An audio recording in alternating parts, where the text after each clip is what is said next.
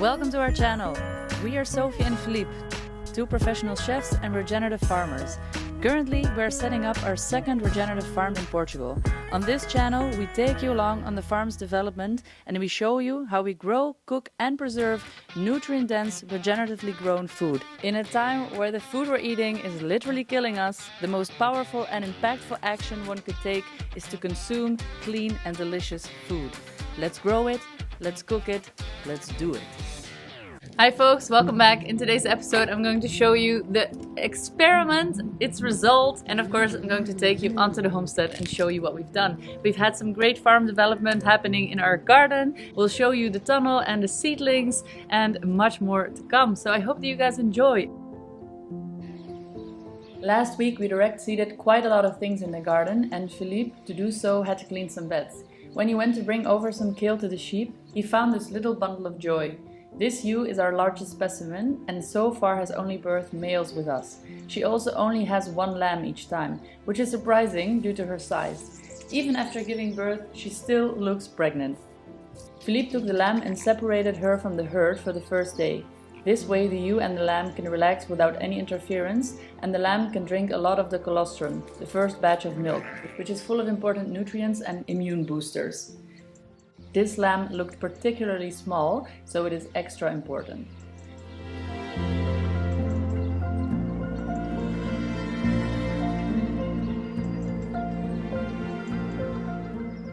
We then moved on to another one of our projects on the farm, which is to expand our vegetable garden. We had tarped the area, which we planned on expanding about 2 months ago. Now was the time to check how well it worked. Unfortunately, we still had to deal with a lot of Bermuda grass after lifting up the tarp, so we hand-weeded most of it. My family, who was still here for my birthday, helped out on the farm, which was really wonderful, as when you have to weed, you need as many hands as you can get. We could have gone around this if we had started tarping earlier. 6 months would have been great, but sometimes you get caught up in things and we only recently decided to expand the garden, so we went about it differently than we normally might do. Our first garden we set up using cardboard and a lot of imported compost, which we had transported all the way down from Algarve.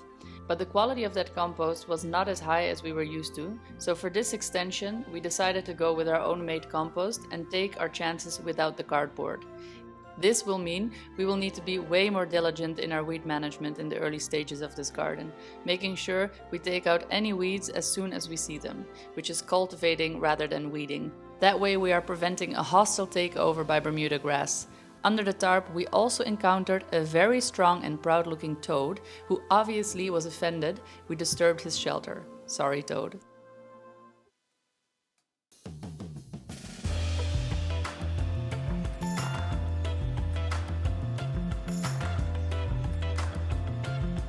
We're going to mark the beds now with a wire, and after that with a shovel we're going to put the soil from the path into the bed and we're going to cover the path with wood chips. That's what we're going to do today. Once the weeding was done, we decided to only do half of the garden for now, because those are the beds we need to start getting planted in the next couple of weeks. Philippe and Lottie set out to shape the beds. They measured out the same bed size as we already have in our existing garden and they dug out the pathways.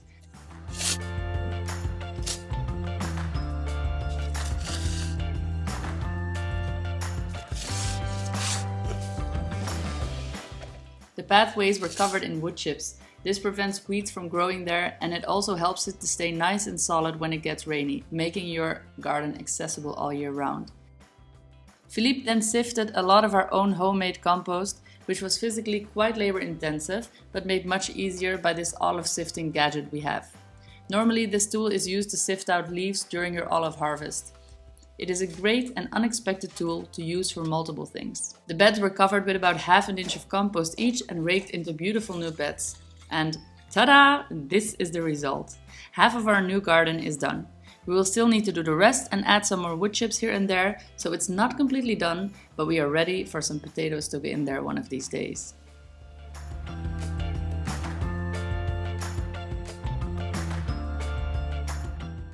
The next day, thanks to the help of our family, the vineyard was taken care of. Our vines produced about 200 liters of wine this year. We harvested everything late September and went on to experiment making our own wine. We were keen on trying it, even though we did not have any experience. It came out very light because we didn't add any sugar, which is normally done here. It is safe to say that we are no winemakers yet. Now is the time to prune everything back, so that is what we did. We're leaving about 4 runners with 2-3 eyes each, and the rest we are pruning back.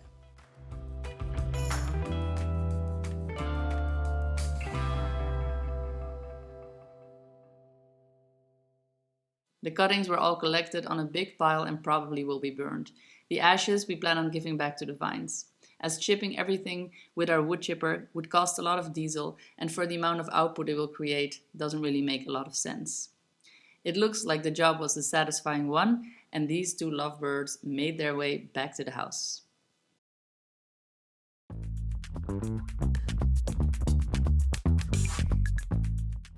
Here I was explaining to you all that I was going to work in the tunnel due to the bad weather. But, as you can tell, I did not check if the mic was properly connected, which it was not. Oops, sorry. Anywho, I was saying that I was going to take this time and tidy up by the tunnel. I went down and I started to clean up all our perennials that we grew from seed or cuttings. We have a lot of cork oaks, walnuts, roses, loquats, apples and plums growing. They were full of weeds and needed to be liberated, so the trees can continue to grow before we plant them outside into the fields.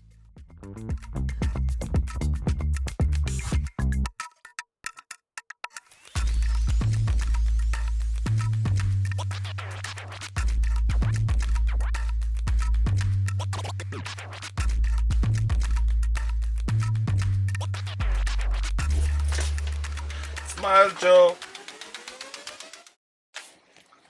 Okay, all the trees are cleaned.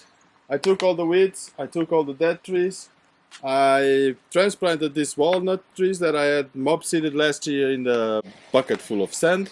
So there were around 15 trees there. We're gonna put everything in place. Next job, cleaning the inside of the greenhouse.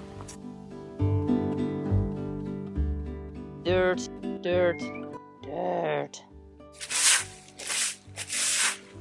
Behold our tunnel. It is a mess. It needs to get cleaned, and that's what we're going to do today. We're going to make it a little bit more functional, mostly just looking fresh and clean again for the new season. So you could consider this a little spring cleaning.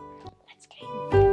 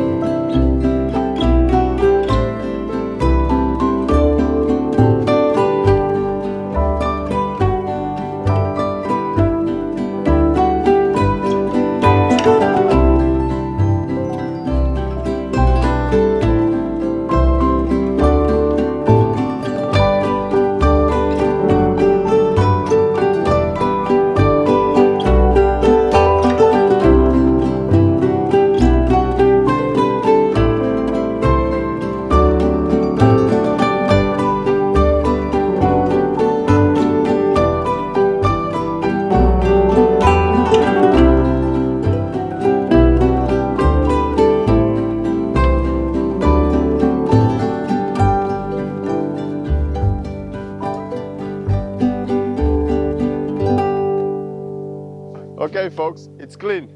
Everything is taken out of the place, swept the floor, clean all the buckets, put everything back inside. Hot trees stay inside, cold stuff goes outside. Everything is weeded, as you can see down there. And just have a salad. I'm gonna have dinner.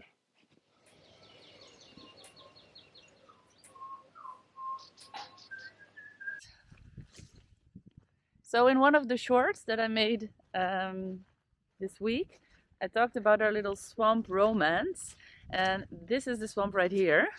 It looks a bit grim for a biotope. So this area floods. We need this to flood because this is where our toads procreate. As you can see, it's full of little tadpoles. Look here. I'm just very excited about this. I love little tadpoles, I think you call them in English, kikkervisjes in Dutch. I just have such fond memories of being young, going hiking in the forest with a family friend, Bastiaan, and us just catching all these little eggs and then having them come out and then releasing them back into the wild and stuff. Probably I think that's prohibited now, but yeah, good memories.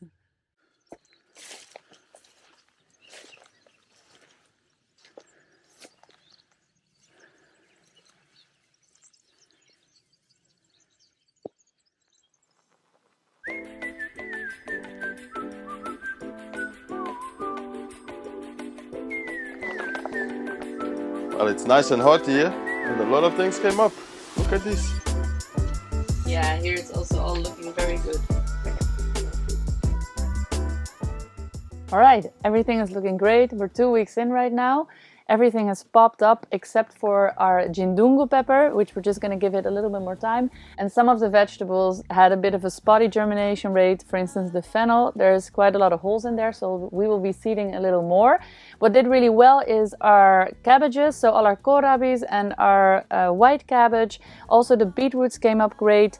The onions here, the spring onions, are looking fantastic. In the past couple of days, also our tomatoes and our peppers started to pop their heads up. They took a little longer. And then last but not least, also our aubergines are starting to germinate now. So I think we basically could say that everything that we wanted to come up has come up, and the only two things we're going to need to really tend to is the fennel, and we're going to seed a little bit more salad maybe, because there is one variety that didn't come up at all. So we're actually doubting now if we just accidentally skipped seeding those.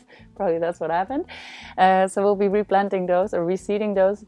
As for the mop seeding that is going on right there in the raised beds, everything there is also starting to pop up noticeably later though, which makes sense because of course they were not in contact with these heat mats. So the temperature in those raised beds is slightly lower than on the table here in the trays. We've made a backup. So everything we've got in our raised beds, we've also got seeded in our trays because we're doing this experiment, as you might know if you've seen our previous episode. And somebody commented and asked me, could you please explain to me the difference between mop seeding and direct seeding? And now that might be a little confusing because we might have used those terms interchangeably and they are not the same. So mop seeding means that you are adding a lot of seeds in a small amount of space. You then see what comes up. Usually you pick out the strongest specimens and then you replant those in whatever location you want to grow them. Direct seeding entails that you are placing your seed in the location where you will be growing it. So I believe that actually we made a mistake and we used the wrong term in our last video where Philippe says we are about to direct seed. He did it! He did it! And he meant to say we are about to mop seed because direct seeding would be already in the garden. Enough of this, the tunnel update is done. Let's go and check out what happened with those ferments.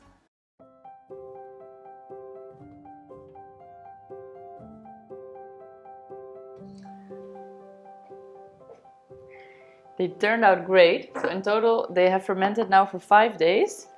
They're still slightly active, meaning that they're still bubbling a little, but it definitely decreased a lot. By the smell of them, this one is very sour. And this one is more spicy and very strong. Smells less sour, but also sour, and that is what we were going for. So I'm gonna make lunch, a little open-faced sandwich for Philippe and myself. Alright, we're meat lovers in here, so we're going to put a nice amount of roast beef, as you can see. They're done. Now, I've got some ingredients that we've already made, that we've been eating in these past days. I've got a bit of fresh lettuce over here. I've got a coleslaw that was made yesterday. I've got this roast beef. I've got these ferments. I'm going to put a bit of fresh coriander on here. And I've got this onion, parsley, and garlic mayonnaise with a little bit of yogurt inside. So I'm going to start with that.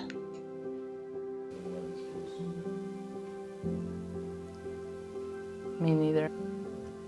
Yeah.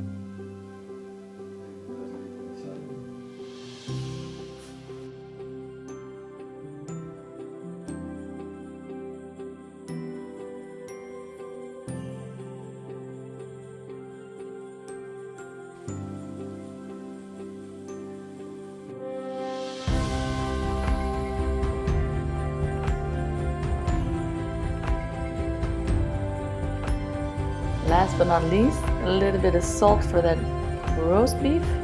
This is ready to be eaten. I hope that you guys will try this at home. The full recipe is on the website. Bon appetit!